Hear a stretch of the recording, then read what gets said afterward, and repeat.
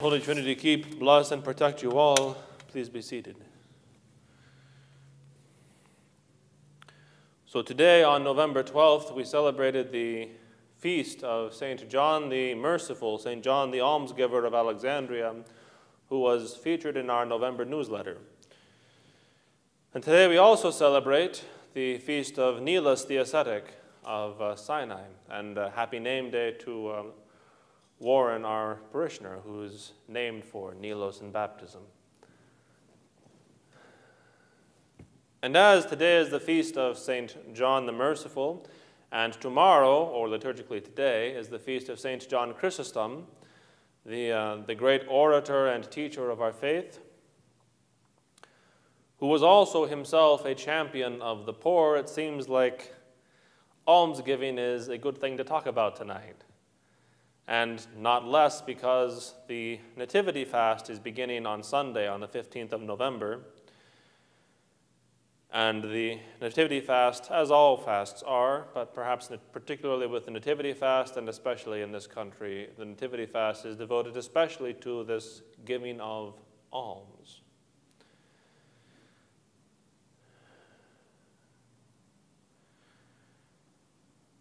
And I think if I'm going to talk about anything related to alms, I'm going to talk about it more on Sunday. Sunday, I have no doubt, as this is both Stewardship Month and also the beginning of the Nativity fast.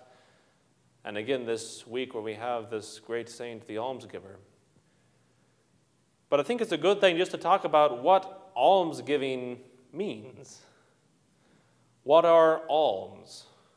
It's a word, it's kind of become a church word. We don't use it outside of the church very often. Instead, we talk about charity, which is another word entirely. A related word, as it happens, not etymologically, but a similar concept. Because charity means love or grace, and it comes from the Greek word charis, which again means grace. And not the grace where you can walk while balancing a book on your head without dropping the book, but a grace as in a gift. Something that is given graciously, without condition. But alms is a little bit different, because alms actually,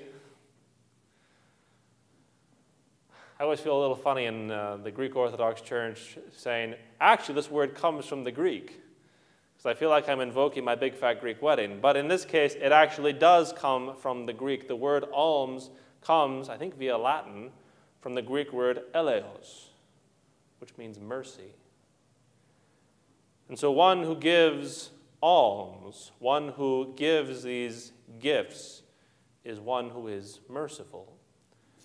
And over the centuries, naturally enough, the giving of mercy, or for Christians, this almsgiving, has come to be connected with the giving of gifts, especially money, to those who are in need. Not only money, also our time. It might be food, it might be drink, clothing, any number of things. I think today, actually, we also celebrated St. Martin of Tours, who was famous for, again, not to go all in on the etymologies, but he's where we get the word chapel from, because he took his cloak, which was capella, I think, in Latin, and he ripped it and he tore it in half with his sword and gave half to a beggar that he met. And at least half of his cloak was preserved in a small church, and gave its name to that small church, and hence where we get the word chapel now, come from that word capella. Etymologies are cool. Where we get our words is always fun to find out. But no, so this almsgiving, it simply means to give mercy. And this is what we're supposed to be doing when we give these alms during the fast or any other time. Whenever we give a gift, we are showing someone mercy. We are showing them the mercy of God. And mercy itself is kind of a complicated concept, because we think of mercy as something that you give to someone who is deserving of death. That is, it is merciful to give someone a reprieve from execution. It is merciful to give somebody a reprieve from a debt. It is merciful to give someone a reprieve from something that they owe you. But mercy in the case of mercy in terms of how God shows mercy to us and how we are to show mercy to others when we give these alms, it's not a question of whether they deserve it or not. It is simply a question of love. Divine mercy and the mercy that we show when we give alms is simply the outpouring of love. And not just walking up to somebody and saying, "I love you," and then walking away, any more than the love that we show to our spouses or our children is walking up to them and saying, "I love you," and then walking away. Almsgiving is more than that. Almsgiving is showing, it is doing this act of love, this act of mercy. The same way that when we wash the dishes or clean the floors, clean the bathrooms, give our spouse back scratches, whatever it might be. All these things, these little things that we do for our families, for our loved ones, for our friends, and for those in need, these are acts of mercy. These are acts of love. These are the giving of alms.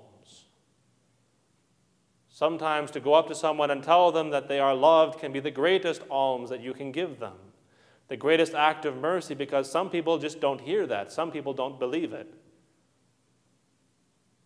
Some people do not know that very simple truth, that God loves them, that God loves you, that God loves me, not because of anything we have done or will do, but simply because we are and He does. Not everybody knows that they are loved. But it's not enough just to say it. We are also called to show it. St. John the Merciful is also called St. John the Almsgiver, St. John the Merciful of Alexandria. He is famous for his almsgiving because he was always doing it. He was always ready. When he became Bishop of Alexandria, he became the Patriarch of Alexandria, one of the first things he did, as you'll read in the newsletter if you look at it, one of the first things he did was he told his deacons, he told his servants to make a list of every poor man, of every person who was in want in the city of Alexandria, to put them on a roll, and then to provide for them out of the church's treasury. He was famous for giving out gifts as he walked, so whenever anyone would ask him for something, he would give it. And there's a famous example that's recounted of a man who asked him for a gift and then ran on ahead and changed his cloak and asked him for another gift. He gave him coins both times. And then the man ran on ahead again and changed his cloak a third time. And the patriarch's servants were going to drive the man away. And the patriarch said, "No, let him come. Perhaps he is an angel who is testing me." And so he gave him a gift, I think of 20 coins again. He would set aside time out of his week when he would come out of the church, and he would just sit and receive anyone who wanted to speak to him, to present a petition to him, to ask him for help, simply to talk to him. He was there, and he was willing to listen. He was there to show them the love and the mercy of God. And this is what we are called to do. This giving of mercy, the giving of alms, is not just something that is for St. John. Whenever we see this title in anyone, it doesn't mean that this was only their job. Like St. John is the almsgiver, he's got it covered, we don't have to worry about it. St. John the theologian, he did the theology, he learned everything that he needed to learn about God, he did all the hard work of understanding God and of writing it down and explaining it, so now we don't have to. That's not how this works. We are all called to be theologians in some sense. We are all called to be fasters. One of my favorite saints' titles, by the way, is St. John the Faster, because I always want to ask, was there a St. John the Slower at the same monastery? Sorry, priest humor. Or maybe just bad dad jokes, I don't know. But St. John the almsgiver, almsgiving is not just for him. He's just better at it than most, and he shows us what we should all be. And so I urge you this Nativity fast today, a little bit that is left tomorrow. Whenever it may be, think about how you can emulate St. John. And it might be as simple as making a list of all those people that you know in your life who are in need and thinking about how you can provide for them. It's not necessarily going to be money. It might just mean, who are the people who are in my life who need someone to reach out to them? There are a lot of them right now. People who are stuck at home, who don't have any human contact, who don't get a lot of people calling them. Think about who you know that needs a phone call and call them. That is almsgiving. It's also stewardship. It might mean that as you walk, you make sure you always, as you walk or as you drive, as you travel around the city, around the country, wherever you're going, you always make sure that you have something in your pocket. Think about Metropolitan Nicholas's Jesus pocket. He always has something there. Whether it's cash, a gift card, something is there. So that when someone comes up to him and says, I'm sorry, forgive me, sir, can you spare $1? All he has to do is reach into the pocket and give him whatever comes to his hand. There is so much that we could do if we were prepared for it. But so often, at least when I'm walking around, when I'm driving around, and I see someone in need, if I reach in my pocket, I don't even have to reach. I know there's nothing there because I'm not ready. And so one of the greatest things we can do to emulate St. John is to simply be ready as he was ready. He didn't have to worry about when that man came back time after time after time to ask him for another gift. He didn't have to worry about whether he had the money. He had laid it aside in advance. And how much could we do if we did that? Even if we just had $1 or $2 or $20 in ones in our pocket, how much could we do if we were only prepared at all times? And the last thing, St. John always set aside time. Every week he set aside his time to come out and meet with people. And we are always in a hurry. We are rushing to work, rushing to the grocery store, wherever we're going. We have to go there now. We cannot spare a moment. And again, take a moment and think. President likes to tell me stories about how her father, whenever they were taking people somewhere, when he was taking them somewhere to school, to a concert, whatever it might be, he had what was to them then perhaps a difficult habit of whenever he saw someone who was in need, he would stop and buy them something to eat.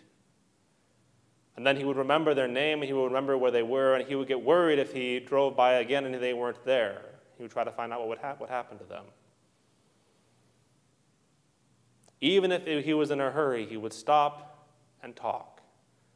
He was always ready. He is, I can testify, he is always ready, he is always willing to give of his time. It's such a simple thing for us to do, and so rarely do we do it. And so just think, if for this Nativity fast, for these 40 days from November 15th to December 25th, imagine what we could do if we made the decision now in advance that when someone comes to us and asks us for something, whether we have something to give them or not, we stay and we talk. If only to say, hello, how are you? My name is, what's your name? May I pray for you? It's all these little things that very often we don't do, not because we can't, but just because it doesn't occur to us or we don't decide to do them in advance. And by the time we think about it, the opportunity is gone. St. John the almsgiver, St. John the merciful, was able to give alms and able to be merciful because it wasn't a question for him. He was ready, and he already knew what his answer was going to be. When that man came back to him for the third time, he didn't have to think about whether or not this was a good thing, whether or not the man was going to put it to good use or anything else. He already had his answer ready. Perhaps an angel is testing me. Let him come and give him as before. If we make the same decision to be prepared and to have our answer ready, to give as God gives without condition, without question for whether or not someone deserves it, but only out of mercy and love for the other, out of mercy and love for the divine image of God that dwells in every human being, out of mercy and love for the person in front of us. If we make that decision now, that we will prepare to the best of our ability to have something ready. If we make the decision now that when we see a need, that we will turn and speak. We won't have to think about it when it comes.